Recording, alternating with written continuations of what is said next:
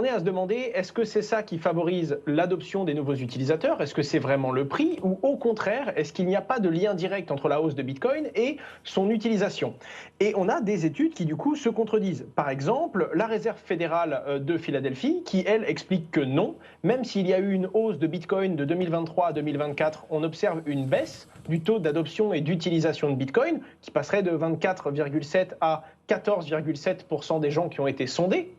Je rappelle que c'est du coup une population qui est bien différente d'autres études, comme par exemple s'opposent deux autres études, celle de la DAN en France, qui prouve qu'on est passé de 8% à 12% des Français qui détiennent de la crypto-monnaie, ou encore aux États-Unis Crypto.com, qui explique qu'on est passé de 580 millions de personnes qui détiennent de la crypto-monnaie contre 430 millions avant ça, c'est-à-dire une hausse de 34%. Donc c'est très délicat de pouvoir tout simplement donner une dynamique, ça semble être différent en fonction des populations qui sont sondées, également en fonction des tailles de portefeuille. Les petits porteurs ne semblent pas avoir les mêmes comportements que les plus gros, mais surtout, il semblerait en tout cas que sur une courte période de temps, la hausse ou la baisse du prix de Bitcoin ne vienne pas affecter significativement le nombre de personnes qui en détiennent, ou du moins son taux d'adoption global, c'est-à-dire le nombre de personnes qui en ont détenu ou alors l'utilisent fréquemment.